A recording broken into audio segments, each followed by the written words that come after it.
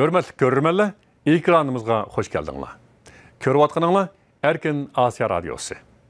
Yakında Yaponiya qaratkan ziyaretimiz jaryanida bir kısım yuqori dereceli devlet erbapları ve siyasi yollarını ziyaret qilish fursatiga ega bo'lgan edik. Biz ular bilan xalqaro jamiyatning Uyg'ur masalasiga qaratgan inkosidagi susluq, Yaponiya Xitoy munosabati, Uyg'urlarning da'vo siyosati, ya'ni kishilik huquq da'vosi bilan o'z taqdirini o'zi belgilash irodasining xalqaro siyosatdagi o'rni haqida suhbatlarni o'tkazdik.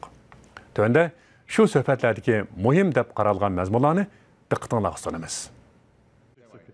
So we've been talking about human rights violations in China for many decades. Öz Xitoydagi kishilik huquq dafsanchilik haqida necha 10 yillardan beri so'zlab keldik.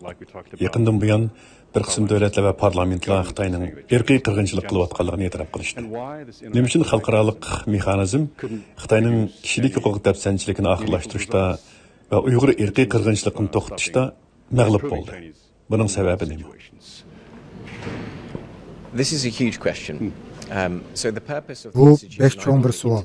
Ben rehberlik kılıvatkan Xitay hakkındaki Parlamentlar İttifakı, demokratik devletlerinin siyasi tesir gösterişini maksat kılıdı.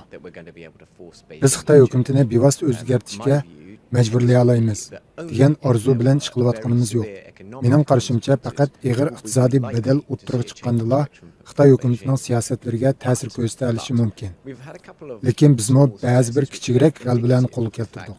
Bu hal to'g'ri usulni qo'llanganda Xitoy hukumatini o'z maydonini o'zgartirishga majburlashib bo'lganligini ko'rsatib berdi. Masalan, o'tgan yili Xinjiang Uyg'ur avtonom rayonining raisi Erkin Tuniyaz shaxsiy salohiyati bilan Angliyaga ziyoratga kelmoqchi bo'lganda zo'r qarshilik faoliyatlari bo'ldi. Tabiiyki, siyosiylar va fuqaroviy tashkilotlar buningdan bekla xabar bo'ldi. Shuning bilan biz texnik kuchdik va uningga qarshi arz sundik. Neticede hatta Angliya hükümetimi ona gayet zor ko'lamli qiynoq sherik bo'lgan dedi. Shundoq bo'lgan ekan, bundaq ahvolda u kishi shubhasiz jinoiy ishlarga emas, chegara olqigan jinoyatlarga chetishli kishi bo'lib chiqdi. Shu sababdan biz uni Angliyaga kelgandan keyin qo'lga olish to'g'risida iltimos sundik. Bu tufaylidan Xitoy hukumati uni Angliyaga avatish masalasi to'g'risida qayta o'ylanib qoldi. Shuning bilan Erkin Tuniyaz Angliyaga kelolmadi. Shu qatimliq ziyorat ana shu tariqada butunlay bekor qilib o'tildi. Bu qarmoqqa kichik g'albida qilsimi, ammo bu xildagi kurashlarning Xitoy hukumatining qaroriga ta'sir ko'rsatadiganligini namoyon qildi. O'z navbatida Xitoy hukumati o'zining chilbori diplomatiyasining qaror kelmaydiganligini tunib yetgandek qildi. Amaliyotda bu hodisa ularning xalqaro obrazini ziyon uchratganligi uchun ular bunday ishlarni ancha qilmas bo'ldi. Xitoy hukumatiga vakillik qilayotgan bir qism kishilardimi ravrus o'zgarishlarni ko'rdik. Bekmo qattiq va tuskak xarakterdagi tashqi siyosatimi xilla o'rnidan tushdi. Menimcha bu xalqaroning besimi bo'libmi Uyg'urlarga qaratilgan dafsanchilikka bo'lgan tanqid sababidan Xitoyda kichik bo'lsin bir o'zgarishni ko'rdik. Lekin bu ishlar mushu yerda to'xtab qolmaydi. Hozir biz qo'yilayotgan savol shuki, Beyjingning bu xildagi kishilik huquq dafsanchiligini zodi nima to'xtata oladi? Menimcha, faqat ig'ir iqtisodiy zarbalar buningga ko'rinarli ta'sir ko'rsatadi.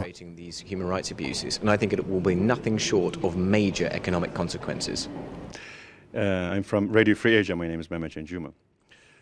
Benim ismim Mehmet Canjuma, Erkin Asya Radyosu'dan. Sizden şunu so'rab baksam, siz Xitoy-Yaponiya munosabatining hozirgi ahvoliga qanday baho berasiz? I fear that in China, not only this Uyghur people issue, but also Мен Xitoyda yalğız Uyg'urlar masalasining emas, balki kishilik huquq masalasining tezdan yomonlab ketayotganligidan andish qilmoqdaman. Bu bek qo'rqinchli bir ish. Men Amerikadagi avam xalqni boshqa insonlarning xatarda qilayotganligini bilsgan deyman. Thank you very much. You just mentioned about the human rights situation. Siz Xitoydagi kishilik huquq vaziyati haqida to'xtaldingiz. Vaziyat haqiqatan qo'rqinchli. Amerika hukumati va dunyodagi 8 dan ortiq parlamentning qaroriga qarag'an vaqtida Xitoy Uyg'urlarga qarshi irqiy qirg'inchilik va insoniyatga qarshi jinoyat sodir qilyapti. Ammo Yaponiya parlamentidan o'xshash bir qarorning chiqqanligini ko'rmadik. Nima uchun Yaponiya parlamenti Uyg'ur irqiy qirg'inchiligini hozirgacha e'tirof qilmaydi? Buning sababi nima?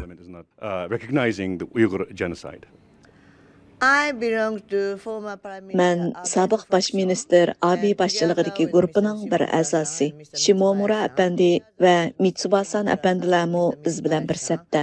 Biz konservativ parlament a'zolari bo'lish sifatimiz bilan bu xil qarorlarni butun kuchimiz bilan qo'llaymiz. Lekin bu qarorlar odatda nomsiz bilat tashlash orqali qaror qilinadi. Demakchimanki, bu yerda o'qitish partiyalar bor. Yana Erkin Demokratlar partiyasining ishki qismidami o'xshamagan qarashdagi kishilar bor. Sizningcha kelgusida qanday voqea yuz berishi mumkin? Мен bu favqulodda fursatdan foydalanib o'z qudratimizni texmo yaxshi tarafga qarab siljitishni umid qilaman. Xitoyning Janubiy dengizdagi qilmishlari bir rayonga jumladan Yaponiyaga bir xil besim va tinchlik olib kelyotdi. Yaponiya hukumati Xitoyning Janubiy dengizdagi ig'vogarchilik harakatlarining oldini olish uchun nimalarni qilish kerak? To counter China's activities in South China Sea. China is a country which only believe in power. Xitoy bo'lsa qudratga ishonadigan davlat. Shunlashqa biz davlat mudofaa kuchini oshiryapmiz. Ham davlat mudofaa xamchotini bir qatlashni qaror qildik. Nurg'un Uyg'urlar navbatda xalqaro jamiyatdagi sukut va ancha unum bo'lmayotgan Xitoy strategiyasidan umidlanmoqda. Ular Xitoy bilan munosabat qilgan vaqtida kishilik huquq nuqtasida turib emas, balki Uyg'urlarning o'z taqdirini o'z belgilash nuqtasida turib Xitoy bilan diplomatik munosabat qilishning fursati bormi degan savollarni so'rashmoqda. Sizningcha shuning mumkinchiligi bormi? Men Uyg'ur jamiyati uchun masalani hal qilishning muhim bir qismi o'z taqdirini o'zi belgilashni muzokara qilish deb qarayman. Chunki bu Birlashgan Davlatlar Tashkiloti nizomnomasida o'tirib qo'yilgan tubki huquq. Garchi Xitoy o'zini mustamlikchilikka va jahongirlikka qarshi turg'uvchi zo'r kuchlardan deb pardozlasimi, ammo uning Sharqiy Turkiston, Tibet va Hong Kong qatorliq joylardagi mustamlikchilik qilmishlari to'g'risida gap bo'lganda, hatto boshqa rayonlardagi yoki davlatlardagi mustamlikchilik yoki jahongirlik faoliyatlari tilga ilinganda, bu nihoyat kuchli bo'lgan qarshi bayon bo'la oladi. Xitoy hokimiyatining jahongirlik va mustamlikchilik taraflarini ta'kidlash bilan birga, Uyg'ur jamiyatining o'z taqdirini o'zi belgilash orqali uzun mazgildan buyon davom qilayotgan kishilik huquq krizisini hal qilishi muhim ahamiyatga ega. Meningcha, ta'kidlashga tegishli bo'lgan yana bir nuqta shuki, o'z taqdirini o'zi belgilashni o'tirib qo'ymoqchi bo'lganda, oldi bilan bunga lozimli tayyorlikning bo'lishi bekmi zarur. Bu masala to'g'risida men uzundan buyon Tibetliklar bilan ishlab keldim. Ular o'z taqdirini o'zi belgilash va Tibetning xalqarodagi o'rni uchun yillab kuch sarf qilib keldi. Lekin bu tirishchiliklar Tibetlarni Xitoy kompartiyasining dafsanchiliklaridan saqlab qola olmadi. Chunki Xitoy kompartiyasi bu masalalarni mayli kishilik huquq nuqtasidan yoki o'z taqdirini o'zi belgilash nuqtasidan tilga ilishidan qat'iy nazar buni birdek e'tirof qilmaydi. Bu yuzlanish Uyg'urlar yoki Xitoy kontrolligidagi boshqa xalqlar uchun o'xshash. To the Uyghur people or to people that are under its control. Thank you very much. And whenever this question comes out, ba'zilar Uyg'ur da'vosi haqida gap bo'lganda, masalani kishilik huquq nuqtasidan emas, o'z taqdirini o'zi belgilash nuqtasidan o'tirib qo'yish, xalqaro qo'llashni qo'lga keltirishga ziyonliq deb qaraydi. Sizningcha bu xil talash tartishning asosi bor. I think that again, if you frame the idea of self-determination as part of the Meningcha, solution, agar o'z taqdirini o'zi belgilashni masalani hal qilishning bir qismi sifatida o'tirib qo'yish to'g'ri kelsa, buni shu yerdagi xalqning o'zlari qaror qilishi lozim. Yana kelib u joydagi xalqqa aslida o'z oldiga eglik huquqi yurgizish imtiyozi berilgan. Navoda siz o'z taqdirini o'zi belgilashni o'tirib qo'ysangiz, Xitoy kompartiya davlati o'zining bunga qarshi bo'lgan ideyasini o'tirib chiqaradi. Buningni Xitoy davlati kishilik huquqning nima ekanligini belgilash va kishilarning qanday haq va huquqlarining borligini belgilab beradi. Bu bo'lsa, hamma e'tirof qilgan kishilik huquq hukmiga zid. Yana kelib, bu xildagi o'z taqdirini o'zi belgilash vujudga chiqqanda, kishilarning kishilik haqlari amalga oshadi. Shunga bu hol tashqi dunyoning Uyg'ur xalqini qo'llashiga pasiv ta'sir ko'rsatmaydi. Xitoy hukumatining o'zlari izchil rad qilib kelayotgan Uyg'urlarning kishilik haqlari to'g'risidagi ko'z qarashini o'zgartirishi va Uyg'urlarga kishilik huquqni berishi haqidagi ehtimollik yo'qning o'rnida Uyg'ur xalqi o'zlarining kelgusini belgilash, o'zini qanday tashkillashni qaror qilish va kimlarning o'zini boshqarishni tanlash iqtidorini hozirligicha bu hol shunday bo'ladi. O'z taqdirini o'zi belgilash va xalqning huquqlari deganlar ko'pincha davlatlar tushunadigan aqlli uqumlardir. Shunga bu hol o'z navbatida o'z taqdirini o'zi belgilash huquqidan mahrum bo'lishning dardini tortib baqqan hamda o'zlari uchun so'z qila olmaslikning qanday bo'lganligini tushunadigan texnik ko'p davlat va guruhlarni o'ziga jalb qila oladi. The ability to speak for themselves. Oxirgi savolim Uyg'ur davosini texnik unumlik va o'ngishli qilib berish uchun o'z taqdirini o'zi belgilash prinsipi bilan kishilik huquq davosini unumlik birlashtirishning dunyoviy ramkasi bormi? Well, I think that if you look at the successful cases of self-determination, such as Meningcha, Sharqiy Timorning Indoneziya bilan bo'lgan nihoyatda unumli shakldagi o'z taqdirini o'zi belgilash ko'rishi va boshqa muvaffaqiyatli misollarni nazarda tutganda, bu ularning ko'rash obyekti demokratik davlatlar va xalqlar bo'lganligi bilan munosabatli. Bu davlatlar mustabidlikdan demokratik hukumatga o'zgarganligi uchun o'z taqdirini o'zi belgilash masalasida suhbatlashishga imkoniyat tug'ildi. Masalan, Timor Letsini misolga olaylik. Ularning uzunga so'zilgan o'z taqdirini o'zi belgilash tirishchanligi faqat Indoneziya 1999-yili demokratik davlatga aylangandan keyin ondan muvaffaqiyat qozondi. E'tirof qilishimiz lozimki, ular 20 necha yil o'z taqdirini o'zlari belgilash uchun kurash qildi. Ammo buning natijasi Indoneziya demokratiyani qabul qilgandan keyin amalga oshdi.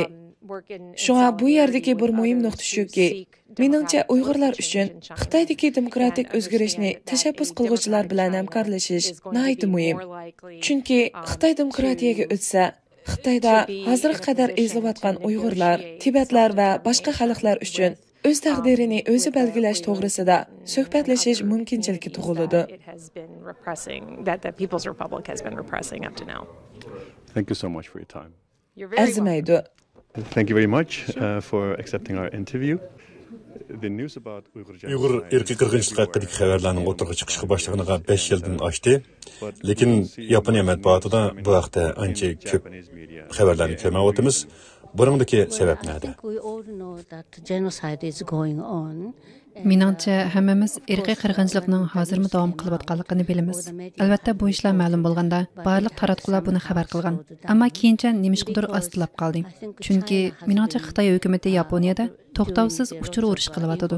Uyg'urlar to'g'risida yoki Xitoyning qirg'inchiligi haqida xabar bergan har qanday muxbir yoki axborot vositalari qandaqdir Xitoydan kelayotgan besimga yoki tahdidlarga duch kelyotdi. Yoki ularga bu qirg'inchilik masalasi haqida xato ma'lumotlar berilyotir.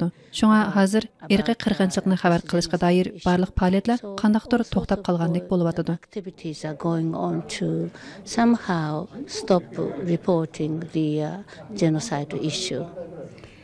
Thank you very much. You just mentioned that China's war. Siz bayan Xitoyning Yaponiyaga qarshi uchur urushi qilayotganligini tilga oldingiz.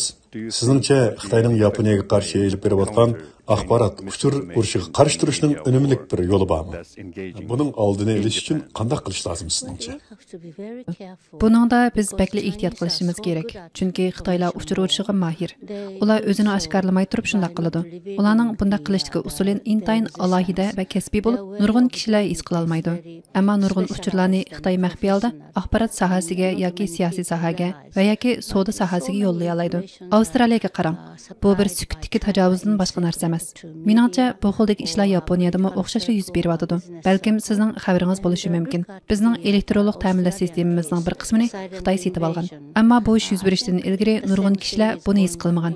Shunga Xitoy xalqi va Xitoy hukumatı siyosiy soha, iqtisodiy soha va axborot sohasida xil ishlarni qilgan bo'lg'achqa buning ta'siri intayin og'ir va qattiq bo'lyapti. Men bir axborot xodimi, ammo biz bir tadqiqotchidek bo'lishimiz